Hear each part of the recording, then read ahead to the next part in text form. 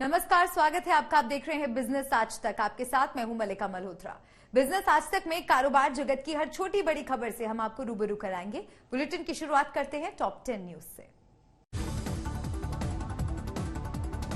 5 राज्यों के चुनावों के बाद पेट्रोल और डीजल की कीमतों में 5 से 6 रुपए प्रति लीटर की हो सकती है बढ़ोतरी। कच्चे तेल की कीमतों में आई तेजी के असर से होगा इजाफा। जनवरी में भारत का व्यापार घाटा दिसंबर के मुकाबले 20% कम रहा। 17.43 अरब डॉलर हुआ व्यापार घाटा। चीन से होने वाले आयात पर निर्भरता को 50% कम करने पर जीडीपी में होगी 20 अरब डॉलर की बढ़ोतरी। एसबीआई रिसर्च की रिपोर्ट। इकोरैप में किया गया दावा। कोरोना काल में आईटी कंपनियों की कमाई और हायरिंग ने बनाए नए रिकॉर्ड। नेस्कॉम की रिपोर्ट के मुताबिक 10 साल में सबसे ज्यादा रही आईटी कंपनियों की कमाई। ट्रैवल कंपनियों और होटल इंडस्ट्री में फिर से शुरू हुई हायरिंग। ईज माई ट्रिप की रिपोर्ट का दावा। तीसरी लहर का असर खत्म होने के बाद हॉस्पिटैलिटी सेक्टर में तेज रिवाइवल। भारतीय कंपनियों का औसतन मुनाफा तीसरी तिमाही में करीब 27% बढ़ा। सालाना बिक्री में भी 24% का इजाफा। यूपी रेरा ने प्राधिकरण के निर्देशों का उल्लंघन करने पर बिल्डर्स पर 1.4 करोड़ का जुर्माना लगाया। एम्स प्रमोटर्स, वेव ग्रुप और एटीएस रियल्टी समेत 9 बिल्डर्स पर लगाई penalty. Oil and gas sector के एक्सपर्ट दीपक गुप्ता बने गेल के डायरेक्टर। प्रोजेक्ट और कंस्ट्रक्शन मैनेजमेंट के साथ ही बिजनेस डेवलपमेंट में होगा फायदा। डायरेक्ट सेलिंग कंपनी वेस्टीज अब अफ्रीका में भी शुरू करेगी कारोबार। अफ्रीकी देश घाना में हेल्थ और वेलनेस के साथ ही घरेलू प्रोडक्ट्स की बिक्री से होगी शुरुआत। भारत और यूएई के बीच कारोबारी रिश्तों को और मजबूत बनाने के लिए यूएई के शासक शेख माजिद राशिद अल मुअल्ला ने भारत में कई सेक्टर्स में निवेश करने का फैसला किया। चंडीगढ़ में शुरू किया निजी दफ्तर। अब तक के सबसे बड़े एबीजी शिपयार्ड घोटाले का खुलासा होने के बाद से सीबीआई लगातार इसके मास्टरमाइंड्स को पकड़ने के लिए छापेमारी कर रही है।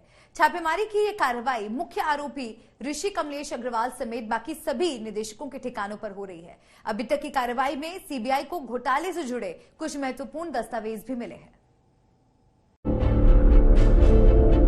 फाइनेंशियल स्कैम्स के मास्टर रहे इन तीनों घोटालेबाजों को पीछे छोड़कर अब इनसे भी एक बड़ा मास्टरमाइंड सामने आ गया है।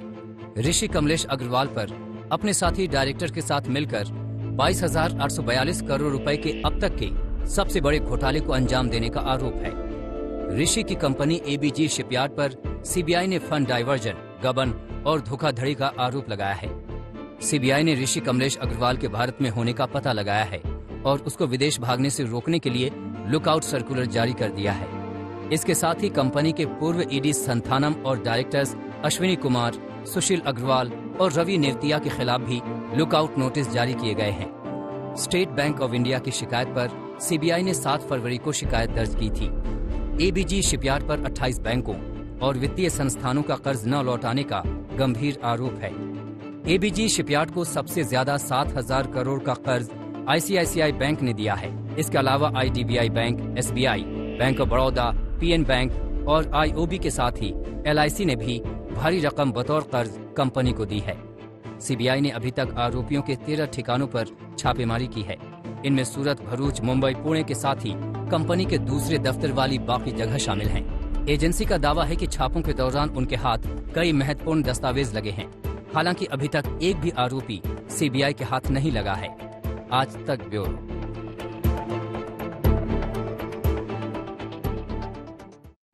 ओमिक्रॉन के अटैक से आई तीसरी लहर ने जनवरी में रिटेल बिक्री को फिर से प्री कोविड स्तर के नीचे पहुंचा दिया है।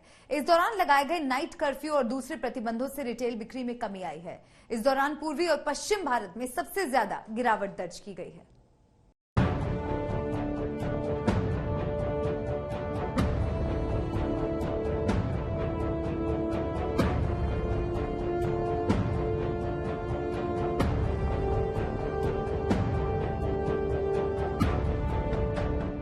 ओमिक्रॉन के अटैक की वजह से भले ही अर्थव्यवस्था ज्यादा प्रभावित न हुई हो, लेकिन संक्रमण की रोकथाम के लिए लगाए गए प्रतिबंधों के असर से रिटेल बिक्री में गिरावट दर्ज की गई है। रिटेलर्स एसोसिएशन ऑफ इंडिया यानी RAI के मुताबिक जनवरी में रिटेल बिक्री में गिरावट दर्ज की गई है। RAI के आंकड़ों के मुताबिक जनवरी में रिटेल बिक्री प्री कोविड स्तर यानी जनवरी 2019 के 91% के बराबर रही है। दरअसल फेस्टिव सीजन और फिर वेडिंग सीजन के सहारे कोरोना की मंदी को पीछे छोड़कर रिटेल बिक्री 2021 के आखिर तक प्री कोविड स्तर से बाहर निकल आई थी, लेकिन ओमिक्रॉन के अटैक से आई तीसरी लहर ने जनवरी में प्रतिबंधों की बौछार कर दी। इसके संक्रमण को रोकने के लिए नाइट कर्फ्यू और दिल्ली में दुकानों को खोलने के लिए ऑड इवन का विकल्प आजमाया गया। इसके असर से देर शाम और रात तक बिक्री करने वाले कारोबार को सबसे ज्यादा चोट पहुंची। गिरावट के लिहाज से भारत के अलग अलग हिस्सों में प्रतिबंधों का अलग असर देखा गया।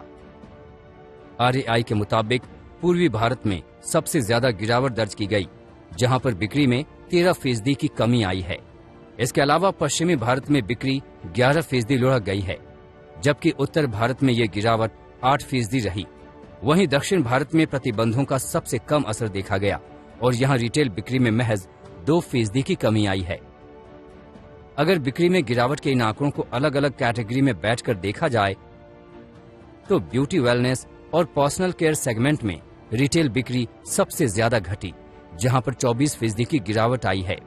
इसके बाद फर्नीचर और फर्निशिंग में 12% की गिरावट आई है, जबकि कपड़ों की बिक्री में 7% की कमी दर्ज की गई है। हालांकि इस दौरान ज्वेलरी की बिक्री 11% बढ़ी है। साथ ही क्विक सर्विस रेस्टोरेंट्स की बिक्री में 9% की ग्रोथ दर्ज की गई है। ओमिक्रॉन का असर कम होने के बाद देश के ज्यादातर राज्यों में अब प्रतिबंधों को हटा दिया गया है और वहां पर बाजारों को देर तक खोलने की मंजूरी मिल चुकी है, लेकिन दिल्ली और हरियाणा में अभी तक स्टोर्स को देर तक खोलने की मंजूरी नहीं है, जिसकी वजह से कारोबार पर काफी असर पड़ रहा है। मैं ओवरऑल फर्नीचर इंडस्ट्री की बात करूं तो उन ब्रांड्स की जिनकी ऑनलाइन प्रेजेंस बहुत स्ट्रांग नहीं थी, जिनकी डिपेंडेंसी ऑफलाइन चैनल्स पे ज़्यादा थी, वहाँ पे डेफिनेटली 7 से 8% का रेवेन्यू लॉस देखने को मिला है। कस्टमर सेंटिमेंट्स बहुत ज़्यादा नेगेटिव नहीं होने की वजह से मुझे लगता है कि ये रेवेन्यू गैप एक टेम्परेरी गैप है, नेक्स्ट 3 से 4 महीने में जिसको रिकवर किया जा सकता है। वैसे फरवरी में कोरोना केस घटने के बाद शादियों के मौसम ने भी जोर पकड़ा है। ऐसे में लोग जमकर वेडिंग शॉपिंग कर रहे हैं। इससे उम्मीद है कि फरवरी में रिटेल बिक्री प्री कोविड स्तर के पार निकल जाएगी। इस बीच अगर दिल्ली और हरियाणा जैसे राज्यों में बचे हुए प्रतिबंधों को हटा लिया गया तो फिर यहाँ रिटेल बिक्री नए रिकॉर्ड भी बना सकती है। आज तक ब्यूरो। बिजनेस आज तक में आज के लिए बस इतना ही। देश और दुनिया की तमाम खबरों के लिए देखते रहिए आज तक।